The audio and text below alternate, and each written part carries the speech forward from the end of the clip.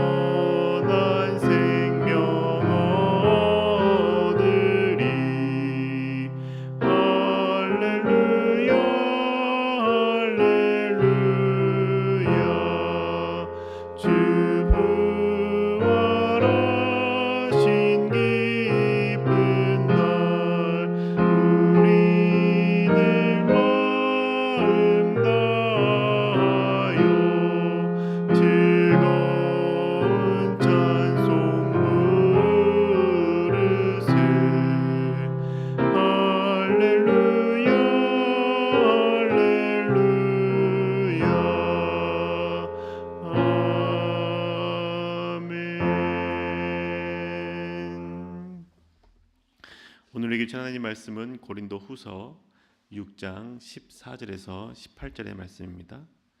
고린도 후서 6장 14절에서 18절의 말씀 함께 읽도록 하겠습니다. 믿지 않는 사람들과 멍에를 함께 매지 마십시오. 정의와 불의가 어떻게 짝하며 빛과 어둠이 어떻게 사귈 수 있겠습니까? 그리스도와 벨리알이 어떻게 화합하며 믿는 자가 믿지 않는 자와 더불어 함께 차지할 몫이 무엇이며 하나님의 성전과 우상이 어떻게 일치하겠습니까?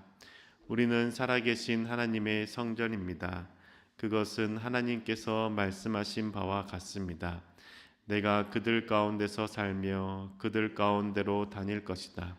나는 그들의 하나님이 되고 그들은 내 백성이 될 것이다. 그러므로 너희는 그들 가운데서 나오너라. 그들과 떨어져라. 부정한 것을 만지지 말아라. 나 주가 말한다.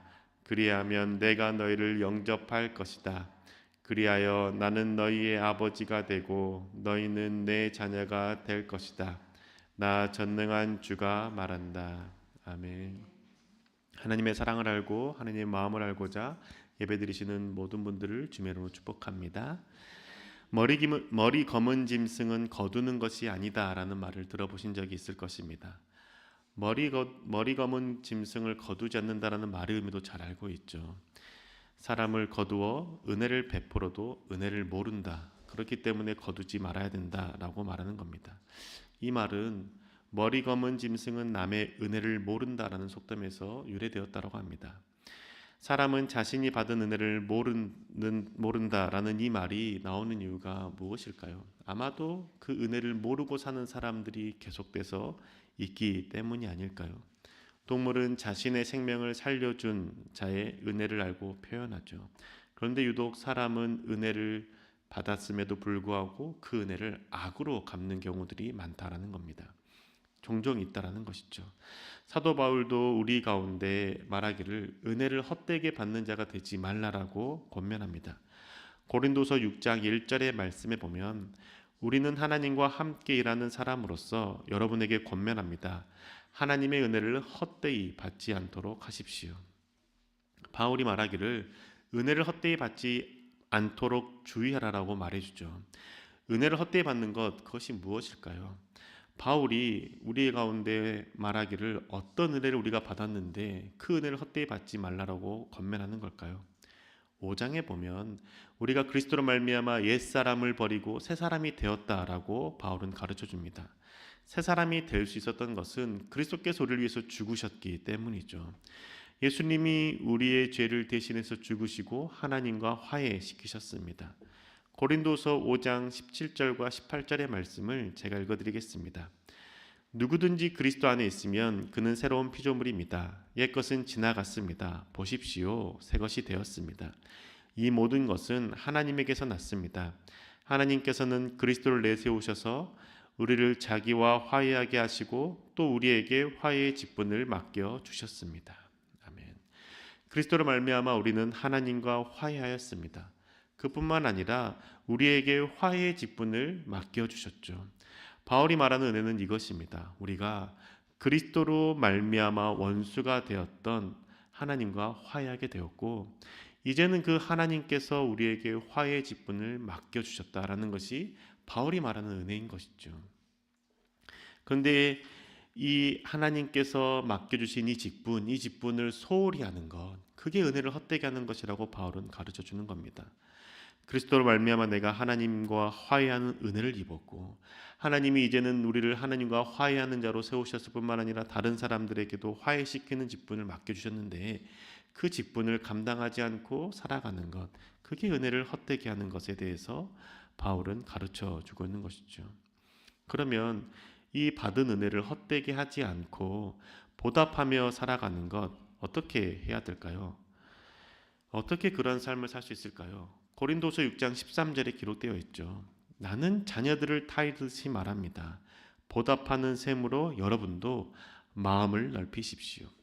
바울은 은혜를 헛되게 받지 말아라, 은혜를 헛되게 하지 말아라라고 권면하면서 쭉 설명하는 가운데 마음을 넓히라라는 말을 두 번이나 반복해서 이야기합니다. 13절 전에도 11절에도 말씀하고 있는 것이죠. 마음을 넓게 한다는 것은 단순히 상대방에 대해서 아량을 베풀고 용서하는 것만을 의미하는 것이 아닙니다. 고난을 의연하게 대처할 수 있는 그 마음, 그리고 원수를 사랑할 수 있는 그 마음 또한 포괄적으로 나타내는 것이죠. 예수 그리스도께서 우리의 죄를 감당하시고 우리의 죄를 사하시기 위해서 십자가의 고난을 감당하셨습니다. 그 십자가의 고난을 감당하실 때 피하고 싶으셨죠. 겟세마네 동산에서 기도하셨습니다. 그런데 하나님께서 그 잔을 감당해라라고 말씀하시니 예수 그리스도께서는 복종함으로 십자가를 지시고 그 십자가의 모든 물과 피를 쏟으셨죠. 이렇게 하신 이유, 십자가에 달려 죽으시고 복종하신 이유는 우리를 하나님과 화해시키시기 위해서였습니다. 우리는 이 사랑과 은혜를 받았던 것이죠. 이 사랑으로 말미암아 우리가 하나님과 화해하게 되었고 옛 죄 가운데 있었던 삶은 사라지고 새 사람으로서의 삶을 살아갈 수 있게 되었습니다. 바울은 이 주님의 사랑, 이 은혜가 실제였던 것이죠. 그냥 외쳐지는 소리, 흘려 지나가는 소리가 된 것이 아니라 그 예수 그리스도의 그 십자가의 사랑이 나를 살게 했고 나를 죄 가운데서 멀어지게 하며 하나님과 원수되었던 나를 화해시켰다는 것을 가슴 깊이 새겼습니다. 그래서 그 마음을 넓게 하고 살아가라라고 권면해 주는 것이죠. 그래서 그 마음을 넓게 하는 것이 어떤 것인지 바울은 6장 8절에서 10절에 이렇게 구체적으로 설명해 줍니다. 영광을 받거나 수치를 당하거나 비난을 받거나 칭찬을 받거나 그렇게 합니다. 우리는 속이는 사람 같으나 진실하고 이름 없는 사람 같으나 유명하고 죽는 사람 같으나 보십시오 살아 있습니다. 징벌을 받는 사람 같으나 죽임을 당하는 데까지는 이르지 않고 근심하는 사람 같으나 항상 기뻐하고 가난한 사람 같으나 많은 사람을 부유하게 하고 아무것도 가지지 않는 사람 같으나 모든 것을 가진 사람입니다. 마음을 넓게 가진 자의 모습이 어떤 모습인지 이 구절을 통해서 좀 보이십니까? 명확해지십니까? 수치나 비난이나 칭찬이나 상관없이 진실되게 살아가는 사람입니다. 모든 것을 아시는 하나님 앞에서 진실되게 살아가는 것이죠. 다른 사람들의 평판에 대해서 일희일비하지 않습니다. 그리고 또한 내가 유명해지지 않아도 괜찮다라고 고백합니다. 내가 사라지는 것 같아도 괜찮다라고 말합니다. 왜냐하면 내가 주님과 함께 살고 있기 때문이죠. 근심하는 것 같지만 기쁨을 잃지 않습니다. 아무것도 가진 것 없고 가난한 것 같지만 그럼에도 괜찮습니다. 풍족하다고 고백합니다. 왜냐? 모든 것을 창조하시는 하나님이 나의 아버지가 되신다라고 고백하기 때문이죠. 이런 마음의 크기로 살아가라라고 말하는 겁니다. 바울은 그냥 넓은 마음의 아량을 베풀어라 그런 의미에서 내가 너희에게 말하노니 마음을 넓히라라고 말하는 것이 아니라 너가 그리스도로 말미암아 하나님과 화해되었고 죄 가운데서 벗어나 새 사람이 되었다라면 어떤 상황 가운데서도 진실해야 되지 않겠니? 네가 유명해지지 않고 네가 높아지지 않아도 하나님 한 분만으로 감사해야 되지 않겠니? 네가 부족해도 그리고 근심 가운데서도 가난해도 그냥 하나님 한 분만으로 만족하며 모든 것을 창조하신 창조자 하나님을 나의 아버지라고 고백하며 살아가야 되지 않겠니? 그렇게 살아갈 때 네 마음 가운데 너의 마음 가운데 원수를 사랑하는 마음 왜 없겠니? 원수된 우리를 화해시키고자 그리스도께서 죽으셨는데 왜 우리는 그 삶을 살아가지 못하겠니? 라고 가르쳐 주는 겁니다. 바울은 이 삶이 은혜를 헛되게 하지 않는 자의 삶이라고 말하는 것이죠. 그러면서 바울이 말하기를 네가 지금 은혜를 헛되게 하며 살아가고 있지 않은지 돌아보라라고 권면합니다. 그 말씀이 6장 14절의 말씀이죠. 믿지 않는 사람들과 멍에를 함께 매지 마십시오. 정의와 불의가 어떻게 짝하며 빛과 어둠이 어떻게 사귈 수 있습니까? 믿지 않는 사람과 함께 멍에를 함께 매지 말라고 말합니다. 믿지 않는 사람과 멍에를 함께 매는 것이 은혜를 헛되게 하는 자라고 말하는 것이죠. 그러면 믿지 않는 자와 멍에를 함께 하지 말라, 멍에를 함께 매지 말라는 말이 무슨 의미일까요? 우리가 이 말씀을 통해서 흔히 들었던 말씀처럼 결혼할 때 믿지 않는 자와 결혼하지 말라는 의미일까요? 이 의미를 알기 위해서 멍에가 무엇인지 성경에서 멍에를 어떻게 이야기하는지에 대해서 먼저 이해를 해야 됩니다. 멍에에 대해서 우리가 잘 알고 있고 많이 들은 구절이 있지 않습니까? 마태복음 11장 29절의 말씀, 나는 마음이 온유하고 겸손하니 내 멍에를 메고 나한테 와서 배우라. 주님께서 말씀하시죠. 내 멍에를 메자. 내 멍에를 함께 메고 나한테 배워라 라고 말씀하는 겁니다. 멍에를 함께 맨다는 것은 그 사람의 가치, 그 사람의 삶을 함께 배우고 따라가는 것을 성경에서 의미하고 있는 것이죠. 그래서 예수 그리스도께서 나와 함께 멍에를 메자라고 말씀하는 것은 나에게 와서 나에게 배워라. 나에게 배우고 나의 삶의 가치가 무엇인지 네가 보고 듣고 따라가라. 나는 원수된 자를 화해하게 하며 그리스도께 내 생명을 바침으로 죄에서 구원하는 자, 죄에서 벗어나게 하는 자의 삶을 살아간다라고 가르쳐 주는 것이죠. 멍에를 함께 맨다라는 건 그 사람과 함께 그 사람의 삶을 배우는 것을 의미하는 겁니다. 이런 의미에서 볼 때 믿지 않는 사람들과 멍에를 함께 맨다라는 것은 믿지 않는 자들의 삶을 추구하며 살아가는 것이고 그들의 삶의 방식을 배우며 살아가는 것을 의미하는 것이죠. 믿지 않는 자와 결혼한다고 해서 믿지 않는 자의 삶의 가치를 따르며 추구하며 살아가는 것이 아닙니다. 믿지 않는 자에게 그리스도의 가치를 전하며 함께 그리스도의 멍에를 매자라고 권면하며 살아갈 수 있는 것이죠. 그렇기 때문에 이 믿지 않는 자와 멍에를 함께 매지 말라라는 말씀은 불신자와 결혼하지 말라라는 의미로만 해석할 수는 없습니다. 믿지 않는 자와 함께 멍에를 매지 말라는 말씀은 빛의 자녀로서 이제 새 사람이 된 사람으로서 옛사람 어둠을 사랑하는 자들과 사귀면서 어둠의 가치를 추구하며 살아가는 것, 그것을 하지 말라라고 가르쳐 주는 것이죠.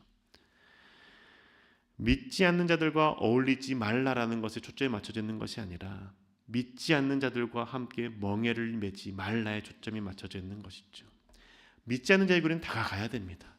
그리스도의 빛을 비추기 위해서라도 다가가야 되는 것이고 그들과의 사귐이 있어야 됩니다. 그리고 그들 가운데 예수 그리스도의 멍에를 가르치고 예수 그리스도의 삶을 가르쳐야 되는 것이죠. 그런데 그들과 함께할 때 내가 그들이 살아가는 삶의 가치를 내가 흡수하고 내가 또다시 옛사람으로 돌아간다라면 그게 바로 은혜를 헛되게 하는 자의 모습이라고 가르쳐주는 것이죠. 믿지 않는 자들에게 다가가서 그리스도의 빛을 비추는 것이 그들에게 우리의 멍에를 함께 매자라고 권면하고 가르쳐주는 것이죠. 주님께서 나를 새롭게 하셨다. 주님께 나를 새 사람이 되게 하셨다. 봐라. 우리 함께 그 주님께 나아가자라고 가르칠 수 있어야 된다는 것이죠. 주님께서 나를 어둠의 인생 가운데서 건져주시고 빛 가운데 살 수 있게 하셨다. 너도 어둠 가운데서 나와서 빛 가운데 나아가자 라고 말할 수 있어야 된다는 것이죠. 그렇게 하기 위해서는 믿지 않는 자들과 사귐을 가질 수밖에 없습니다. 하지만 그들이 추구하는 것은 추구하지 않을 수 있는 것이죠. 그들이 추구하는 것을 버리게 하고 내가 추구하는 내가 따르려고 하는 그 예수 그리스도의 삶을 배우려고 하는 그 예수 그리스도의 삶을 그들에게 가르칠 수 있어야 된다는 것이죠. 옛사람으로 돌아가는 것, 그게 곧 그의 은혜를 헛되게 하는 것이고 우상을 쫓는 탐심을 쫓는 자의 삶이라고 말하는 겁니다. 그게 곧 어둠을 사랑하는 것이고 은혜를 헛되게 하는 것이죠. 우리 옛사람들은 우리의 옛사람의 모습은 어떻게 살았습니까? 탐심을 쫓으며 살지 않았습니까? 그 탐심이 우상숭배라고 성경은 가르쳐주지 않습니까? 그런데 주님께서 그리스도께서 십자가 달려 죽으심으로 그 성전을 허무시고 3일 만에 다시 성전을 세우셨습니다. 그 성전이 우리 가운데 있는 것이죠. 우리는 성전 되었습니다. 그러니 우리 가운데 있는 우상을 버리고 성전에 거하신 하나님과 함께 살아가야 되는 것이죠. 그래서 바울이 6장 15절에 이어서 이렇게 가르쳐 주는 겁니다. 16절의 말씀입니다. 하나님의 성전과 우상이 어떻게 일치하겠습니까? 우리는 살아계신 하나님의 성전입니다. 그것은 하나님께서 말씀하신 바와 같습니다. 내가 그들 가운데서 살며 그들 가운데로 다닐 것이다. 나는 그들의 하나님이 되고 그들은 내 백성이 될 것이다. 그리스도의 그 죽으심으로 원수된 우리가 화해되었을 뿐만 아니라 하나님의 성전이 되는 은혜를 누리게 된 것이죠. 그래서 하나님의 백성이 되었습니다. 그리고 그런 우리에게 하나님께서 요구하시는 것이 있죠. 17절과 18절의 말씀입니다. 그러므로 너희는 그들 가운데서 나오너라. 그들과 떨어져라. 부정한 것을 만지지 말아라. 나 주가 말한다. 그리하면 내가 너희를 영접할 것이다. 그리하여 나는 너희의 아버지가 되고 너희는 내 자녀가 될 것이다. 나 전능한 주가 말한다. 네가 지금 믿지 않는 자 불의한 자들과 함께 있으면서 그들의 삶을 추구하는 것, 거기서 떨어져 나와라 라고 말하는 것이죠. 그리고 내가 너의 아버지가 되고 거룩한 삶을 살아라. 그리고 나서 그들 가운데 나의 멍에를 다시 가지고 가서 그 멍에를 함께 매며 그들 가운데 예수 그리스도를 전하는 자의 삶, 예수 그리스도의 가치를 따라갈 수 있도록 가르치는 자의 삶을 살라라고 알려주는 것이죠. 옛사람을 버리고 새사람이 된 자로서의 삶을 살아가는 것이 그리스도의 은혜를 헛되게 하지 않는 자의 삶이라는 겁니다. 그때 우리는 하나님의 백성이 되는 것이 아니라 하나님의 자녀가 되고 하나님이 나의 아버지가 된다라고 우리 가운데 가르쳐 주시는 것이죠. 하나님의 백성에서 하나님의 자녀가 되는 권세를 받고 누리게 되는 것이죠. 사랑하는 교회 여러분, 우리 그리스도의 은혜를 헛되게 하는 자가 되지 맙시다. 은혜를 모르는 배은만덕한 자로 살아가지 맙시다. 은혜를 아는 자로 살아갑시다. 옛사람의 모습에서 버리고 새사람으로 살게 하셨던 그 예수 그리스도의 그 은혜를 따라 새사람의 모습으로 살아갑시다. 마음을 넓히고 어떤 상황에서도 주님으로 만족하며 주님을 닮는 자의 삶을 살아가기로 결단합시다. 그럴 때 용서하는 것뿐만 아니라 그 궁핍과 환난과 어려움 가운데서도 그리스도로 말미암아 마음을 넉넉하게 가질 수 있을 것입니다. 그리고 그 마음으로 믿지 않는 자들 가운데 들어가서 그들 가운데 예수 그리스도의 향기를 나타내고 주의 빛을 비춥시다. 그래서 내가 따라가려고 하는 그 예수 그리스도의 삶을 내 주변에 주님을 따르지 못하는 사람들에게도 알리고 그 사람들 또한 옛 사람을 버리고 새 사람으로 살아갈 수 있도록 돕는 자가 됩시다. 그래야 우리가 은혜 가운데 사는 자, 은혜로 말미암아 살아가는 저와 교회 여러분 되시기를 주님의 이름으로 축복합니다. 기도하겠습니다. 주님, 우리 가운데 은혜를 베풀어 주심에 감사를 드립니다. 우리를 사랑하여 주심에 감사를 드립니다. 하나님, 그 은혜를 아는 자가 되며 그 은혜를 아는 자로서의 삶을 살기 소망합니다. 하나님, 주님께서 우리를 위하여 십자가 달려 죽으심으로 우리 죄 가운데 있었던 우리의 옛사람을 버리고 새사람이 되게 하셨습니다. 하나님과 화해시켜 주셨고 원수되었던 하나님과 화해됨으로 그 화해의 직분 우리 가운데 맡기셨습니다. 그 은혜를 알고 그 은혜를 따라 살아가게 해 주셔서 마음을 넓히게 해 주시고 믿지 않는 자들 가운데 그리스도의 멍에를 짊어지우며 함께 그리스도를 따르며 살아갈 수 있도록 돕는 저들 되게 인도해 주셔서 우리 가정 가운데, 우리 직장 가운데, 우리 자녀들 가운데 주님께서 함께 해줄 줄 믿사오며 살아계신 예수님의 이름으로 기도합니다. 아멘. 하늘에 계신 우리 아버지여, 이름이 거룩히 여김을 받으시오며 나라의 마옵시며 뜻이 하늘에서 이룬 것 같이 땅에서도 이루어지이다. 오늘날 우리에게 일용할 양식을 주옵시고 우리가 우리에게 죄 지은 자를 사하여 준 것 같이 우리 죄를 사하여 주옵시고 우리를 시험에 들게 하지 마옵시고 다만 악에서 구하옵소서. 대개 나라와 권세와 영광이 아버지께 영원히 있사옵나이다. 아멘.